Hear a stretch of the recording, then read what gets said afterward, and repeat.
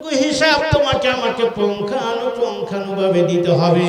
তাই বিশ্বনবীকে আমার আল্লাহ বলে, নবীজি তুমি পৃথিবীবাসীদেরকে, আমার বান্দা বান্দীদেরকে, তুমি তোমার উম্মতারে দিওকে একটা অসময় দাও। ইয়াউমাল কিয়ামতে, কঠিন দিনে, যেই দিন সূর্য মাথার আধা দুপুর আসবে আর 12টা মুখ দিয়ে উত্তাপ দেবে, উত্তাপের কারণে হাসরবাসীদের মাথার মজক গলে গলে ছিটকে জমিনের ভিতরে পড়বে। জিহ্বাটা ঝুলতে ঝুলতে নাভি পর্যন্ত ঝুলে পড়বে। ও বন্ধু, ভয়াবহ অবস্থা। এই অবস্থা দেখে আল্লাহর যত নবী রবে, নাফসি নাফসি বলবে সবে, হইয়া সবে পাগল পারা। আল্লাহর যত নবী রবে, নাফসি নাফসি বলবে সবে, হইয়া সবাই পাগল। ও বন্ধুরা আমার, এই ভয়াবহ অবস্থা দেখে হযরত আদম থেকে শুরু করে ঈসা নবী পর্যন্ত সিজদা দেবে। সিজদা দিয়ে পাগল হয়ে বলবে, ইয়া রাব্বি নাফসি নাফসি। ও বন্ধুরা, যত আল্লাহর ওলি ছিল, যত গাউস কুতুব, যত ইমাম মুহাদ্দিস মুহাক্কিক, সকলে সিজদা দিয়ে বলবে, ইয়া রাব্বি নাফসি নাফসি। শুধু আমার নবী, আপনার নবী, বিশ্ব মানবতার মুক্তির দুধ, রহমতে আলম, যিনি নিপীড়িত, নিষ্পেষিত, নির্যাতিত, অবহেলিত, পদদলিত, নিগৃহীত মানবতার একমাত্র হিতৈষী বন্ধু, ওই বিশ্ব নবী, মায়ার নবী, দয়ার নবী, একমাত্র নবী বলবে, ইয়া হাবিব উম্মতি উম্মতি। ওই ভয়াবহ দিনে আমার বন্ধুরা, এবার বিশাল কার্য শুরু হবে। হাসর ময়দানে ইসরাফিল সিংহায় দ্বিতীয়বার ফুঁক দিবে। উঠে আমি সবে ইয়াউমায়ুনফাকু ফিস-সূরি ফাতাতুনা আফওয়াজা। আমি আপনার সকলেই দলে বলে পিপিলা পিপিলিকার দলের মতো, ও বন্ধুরা, দলে দলে হাসর ময়দানের দিকে রওনা দেব। হাসর ময়দানে গিয়ে ভয়াবহ অবস্থা দেখব। এই পরিস্থিতিতে এক নয়, দু নয়, আমাকে আপনাকে 50,000 অপেক্ষা, 50,000 বছর অপেক্ষা করতে হবে। হিসাব নিকাশ শুরু হতে 50,000 বছর লেগে যাবে। সালামত মে রাহো ও মুসলমান, হাজার বরস, জেসে বরস কি একদিন হোগা, ইসি দুনিয়া কি হাজার বরস। এই পৃথিবীর 50,000 বছর হবে একদিন। সেই দিনের 50,000 বছর তোমাকে আমাকে অপেক্ষায় থাকতে হবে। 50,000 বছর পরে হিসাব কার্য শুরু হবে। আমার আল্লাহ রাব্বুল আলামিন বলবে, বান্দা অতক্ষণ পর্যন্ত ডান পার উপরে ভর করে দাঁড়িয়ে আছো, বাম পাওটা সামনের দিকে অগ্রসর হতে পারবে না, যতক্ষণ পর্যন্ত তুমি তোমার মুখে থেকে 5টা প্রশ্নের উত্তর না দিতে পারবে, হিসাব মিলাতে না পারবে। বন্ধুরা, আসলে একটু আলোচনা করি, দেখি আমার আপনার হিসাব মিলাতে পারবো কিনা। প্রথম নাম্বারে আমার আল্লাহ বলবে, বান্দা আমি তোমাকে 50 বছর, 60 বছর, 100 বছরের জিন্দেগি দান করেছিলাম। এই সময়টা তুমি কোন পথে অতিবাহিত করেছো? এরপরে আমি তোমাকে দ্বিতীয় নাম্বারে প্রশ্ন করব। তোমাকে আমি যৌবন কাল দিয়েছিলাম, যেই কালটা হলো মানুষের জীবনের সবচেয়ে জন্মের পর থেকে মৃত্যু পর্যন্ত সবচেয়ে দামি সময় হলো যৌবন সময়। কথা ঠিক কিনা? এই যৌবন কালটা অত্যন্ত দামি। আমার যুবক ভাইয়েরা, আমার যুবকেরা, আমার ছেলের মতো যারা আছো কান ফেলে শোনো, এই সময়টা অত্যন্ত দামি। তাই আমার নবী বলেন, যৌবনে যারা আল্লাহর ইবাদত করবে, কিয়ামত কিয়ামতে কঠিন দিনে আমি নবী মুহাম্মদের সাথে আর হযরত ইউসুফ নবীর সাথে তারা জান্নাতে যাবে। ও বন্ধুরা, শুধু তাই নয়, সহিহ বুখারী খোলো, মুসলিম শরীফ খোলো, অন্যান্য গ্রন্থাদি খোলো, খুলে দেখো সহিহ বুখারীর 620 নম্বর হাদিস, পর্যায়ক্রমে 1 থেকে 660 নম্বর হাদিসে লেখা আছে। আবু হুরায়রা রাদিয়াল্লাহু তাআলা আনহু বর্ণনা করেন, বিশ্বনবী বলেছেন, যেদিন আরশের ছায়া ব্যতীত কোনো ছায়া থাকবে না, যেদিন সূর্য মাথার আধা উপরে আসবে, আর বন্ধুরা 12টা মুখ দিয়ে উত্তাপ দেবে, উত্তাপে মাথার মজক বলে জমিনের ভিতরে পড়ে যাবে। ওই দিন আমার আল্লাহ রাব্বুল আলামিন বিশ্বনবী মুহাম্মদকে ডেকে বলে, ও নবী শোনো, আমি হযরত আদমের উম্মত শোনে এমন কথা বলি নাই। হযরত মুসা, ঈসা, হযরত মেহুলাইল, হযরত ইউসুফ, ইউনূস, হযরত নূহ, হযরত ইব্রাহিম, কোন নবীর উম্মত সম্পর্কে এমন কথা বলি নাই। তোমার উম্মত সম্পর্কে আমি এলান করলাম, ঘোষণা করলাম, এই কথাটা তোমাকে জানিয়ে দিলাম, যেদিন আরশের ছায়া ব্যতীত কোনো ছায়া থাকবে না গো নবী, ওই দিন তোমার উম্মতের ভেতরে থেকে আমি তোমার 7 প্রকার উম্মতকে আরশের ছায়ার নিচে জায়গা দেব। জোরে বলি সুবহানাল্লাহ, লিল্লাহি তাকবীর। এর উপর আর আওয়াজ নাই নাকি? কিরকম আছে দেখি একটু শুরু করেন। আওয়াজে যদি তাবু ফেটে যায় কি জরিমানা আমার। লিল্লাহি তাকবীর। আওয়াজ হয়েছে, জোরে হয় নাই। এর মানে জোরে হওয়ার জন্য শর্ত হলো গলাটা একটু সাফ করা লাগবে। 2 নম্বরে মাফলার গালপট্টি যা আছে সব, আর 3 নম্বরে হাতটা একটু উঁচা করা লাগবে, উঁচা করে ছাইরা দেয়া লাগবে। আল্লাহু আকবার। উঠাই তার নামাইতে যেন আবার কারো পিঠে কারো মুখে না মারি, এদিকে খেয়াল রাখা লাগবে। লিল্লাহি তাকবীর। আল কোরআনের আলো খুব জ্বালাইছেন কি 54 বছর জ্বলবে, কি লাভ হয়েছে? 44 বছর 54 বছর ঘরে ঘরে জ্বালাইছি, মহল্লায় মহল্লায় জ্বালিয়েছি, এবার আমরা সংসদে জ্বালাতে চাই, তাতে কি বলেন? সবাই ঠিক না কি কয়?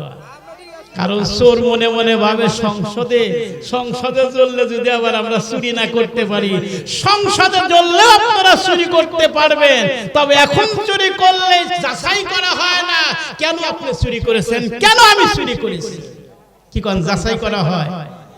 চুরি করছে আমার সম্পদ, আমি কেস করব, আপনারা ডান্ডা বেরিয়ে দিয়ে নিয়ে যান। কেস ছাড়াও কত সময় নিয়ে যায়, কথা ঠিক কিনা? এই দেশে এমন মানুষ আছে অন্যায় করে নাই, তাকে অন্যায়কারী সাব্যস্ত করে 50 বছর 40 বছর সে জেলখানায় পড়ে মরছে, আর 10টা 5টা খুনের আসামিরা কি কয় বুকের বোতাম খুলে দিয়ে ঘুরতেছে। এই বৈষম্য থাকবে না। কিসের বৈষম্য হয়েছে বাংলাদেশে?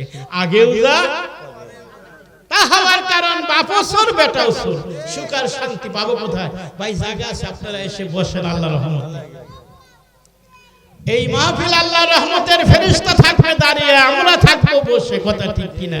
এক একজনের পেছনে আল্লাহ 70,000 রহমতের ফেরেশতা পাঠাইছে, জোরে বলেন মারহাবা। তাহলে কেন চুরি করলো?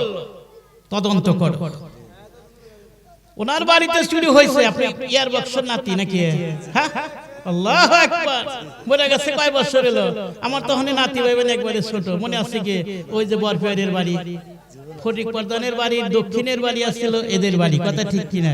বিশাল বড় এক শিমুল গাছ আছিল। ইয়ার বক্স, তাই না? আমার ইয়ার বক্স ভাই, আমার হাত বক্স কাকা, তারপরে বাসা মণ্ডল, এরপরে হলো মহির মণ্ডল, এরপরে আরো কত আল্লাহর বান্দারা ছিল, সবাই চলে গেছে। কথা ঠিক? আমিও তো যাব চলে বেলায় বেলায়, বিদায় বেলা, বিদায় বেলায় মোরে দিও গো দেখা হে প্রিয় রাসূল, হে প্রিয় রাসূল। তবু দিদার হব ধন্য তখন আমি, আল্লাহু আকবার। তবু দিদার হব ধন্য তখন আমি, শূন্য দেহ যখন আমার লুটাবে ধুলায়, বিদায় বেলায়। চোর চুরি করেছে, বাড়িওয়ালা কমপ্লেইন দিয়েছে, পুলিশ এসে আপনারে হ্যান্ডকাপ দিয়ে নিয়ে যাবে না, আগে তদন্ত হবে। যদি কোরআনকে আমরা সংসদে পাঠাতে পারি, তদন্ত হবে এই যুবক চুরি করেছে কেন। এখন তদন্ত নিয়ে দেখে যুবকের আছে 2টা বাচ্চা, একটা বিবি। কথা ঠিক কি না? আছে মা, আছে বাবা। সদস্য কয়জন? 5 জন।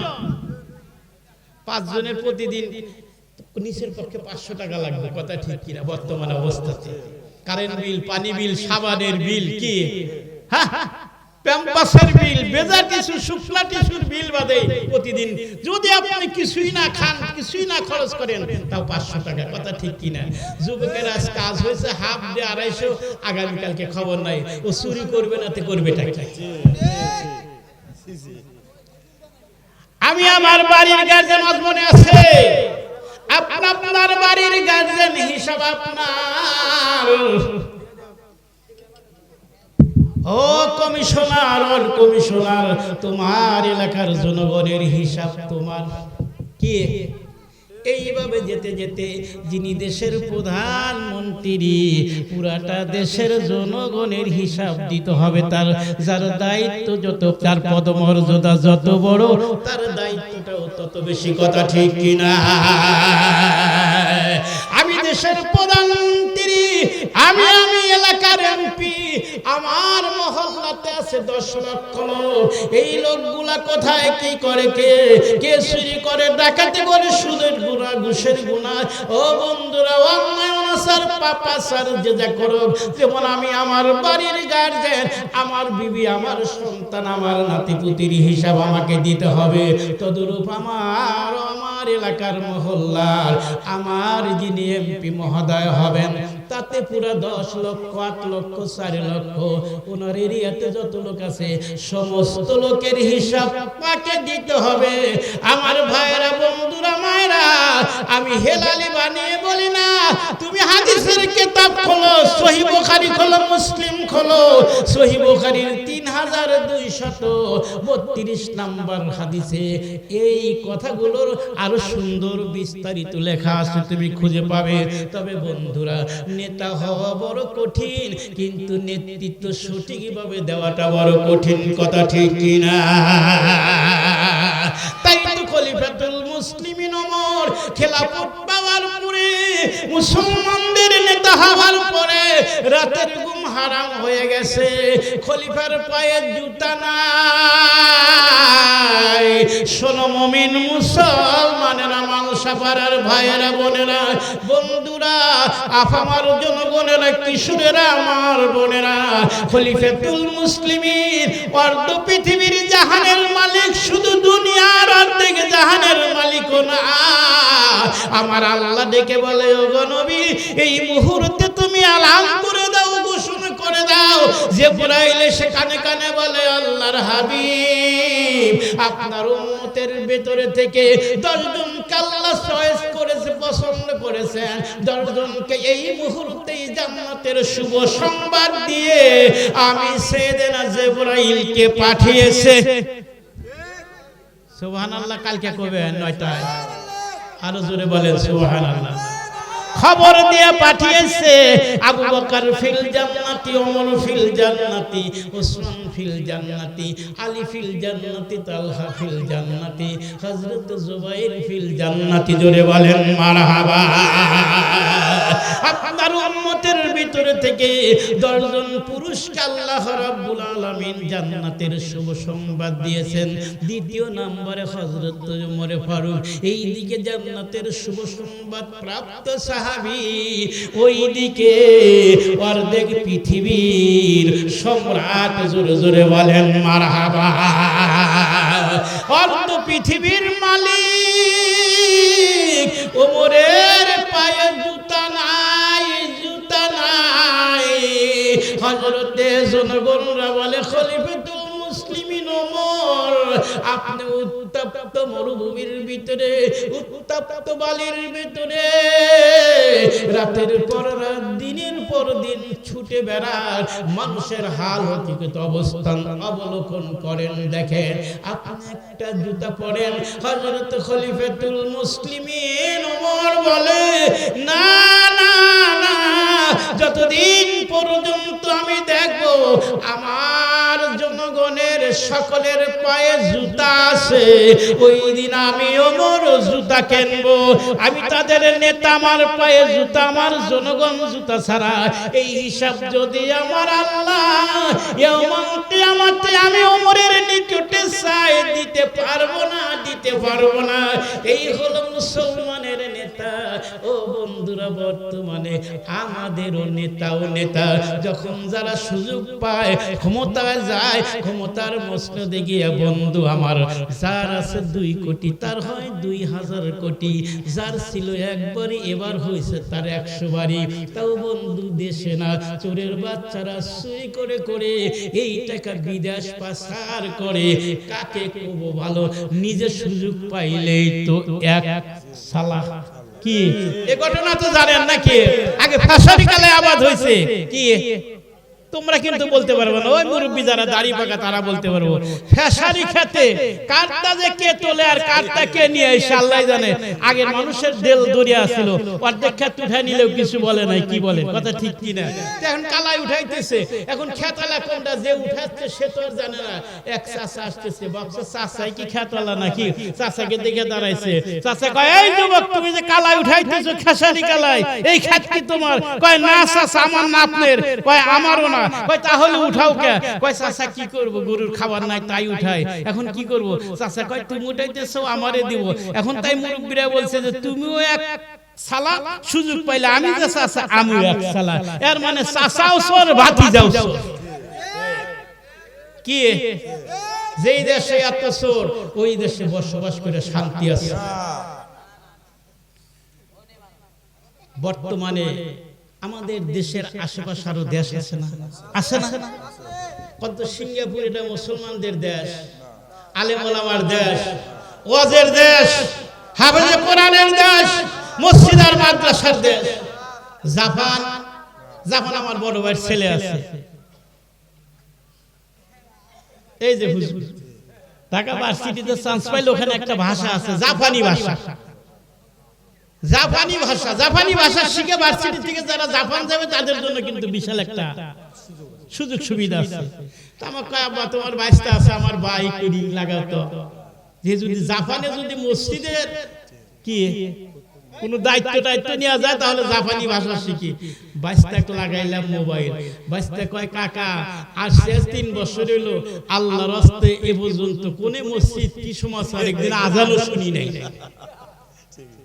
কি আরে ভাই, মালয়েশিয়া যে মুসলমানের দেশ, তাও যদি এক মসজিদ যদি রামগাতি থাকে, আর একটা আছে কয়ডার মোড়ে, আর একটা আছে শ্মশান ঘাটে। আমি নিজে তো জানি কই এত ওয়াজও 7 বছরের মধ্যে একদিনও শুনলাম না। সিঙ্গাপুরে কোনোদিন ওয়াজ শুনলাম না যে আজকে এখানে প্যান্ডেল টানায় ওয়াজ মাহফিল হবে, কোনোদিন শুনি নাই। মালয়েশিয়াও শুনি নাই, ইন্দোনেশিয়াতেও শুনি নাই, আসে প্রদেশেও শুনি নাই, তারপরে আপনার হাজাতেও শুনি নাই। ব্যাংকক ছিলাম, থাইল্যান্ডের রাজধানী, ওখানেও শুনি নাই। আবার এই যে আমাদের রোহিঙ্গারা আছে না, এদের আরাকানে কিছু কিছু আছে, ওই দিক যত ভিতরে যাবেন রাজধানীর দিকে, রাঙ্গুনের দিকে, কোনোদিন আপনি আজানি শুনবেন না। ওই তাদের ভিতর তো মারামারি, হানাহানি, লুট তারাজি, খুন খারাপি, জমি দখল, কি স্বামী দখল, কি আছে না স্বামী দখল বাংলাদেশে নাই? এই মেয়ে নানি হইছে, বুড়ারে রাইখা মোবাইল করে আরেকটার কাছে গেছে গা। এখন হে বয়সা কান্দে, কয় ভাই বিচার করেন। কি বিচার করব? কয় আপনাদের দেশের ওই যে দেখেন মেয়ে বিয়ে দিছে, নানি হইছে, ওইটা আমার জামাইরে পাল করছে, এখন ওইটা রেনে আমার জামাই খালি আরেক বাড়িতে থাকে, আমার খবর নেয় না। জামাই দখলের ঘটনাও বাংলাদেশে ঘটে ঘটে, ঠিক কি না?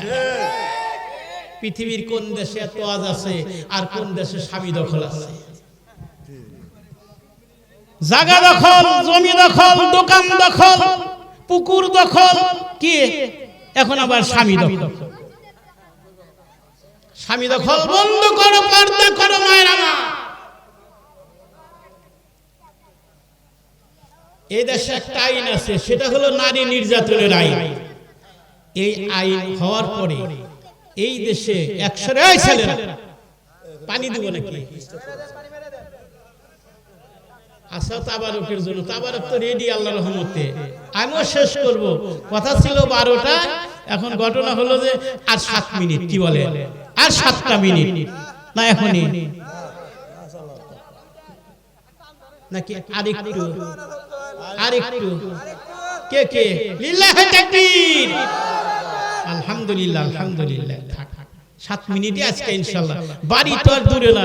এই যে আমার জামাই আবু শামা বাবাজি, নাতি রাজু মতো খালি তাবু টানাবেন, মাইক আনবেন, খবর দিবেন, চলে আসবে সময় সুযোগ পাইলে। কথা ঠিক কিনা?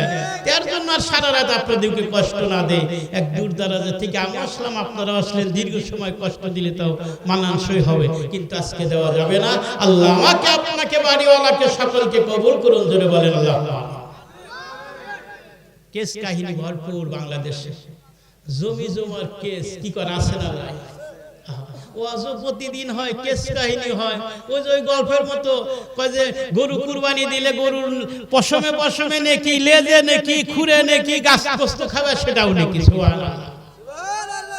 এখন এক সোরা গরু সোরা চিন্তা করে যে আমার কাছে তো 20-25টা ছিল, সব এদিক ওদিক দিয়ে দিলাম, তখন তো কুরবানি দেওয়া লাগবে। এই কালকে কুরবানির ঈদ, আজকে এখন কই যাব? দূরে দাঁড়াতে চুরি করবো না, সইলা যাব মামার বাড়ি। যা থাকে, সোরের কি শ্বশুর বাড়ি আছে? হিরোইন খোরেরা, ইয়াবা খোরেরা, এই নেশাগ্রস্তরা নিজের বিবি, এমনকি নিজের 6 মাসের 3 মাসের সন্তানের পরনের কাপড়টা খুলে নিয়ে ওরা বিক্রি করে নেশা করে। কথা ওদের কাছে বউয়েরই দাম নাই, বাচ্চারই দাম নাই, শ্বশুর বাড়ি আর বাপের বাড়ির সম্পদের কি দাম থাকে? বলে তাহলে চুরি করতে হলে মামার বাড়িতেই চুরি করি।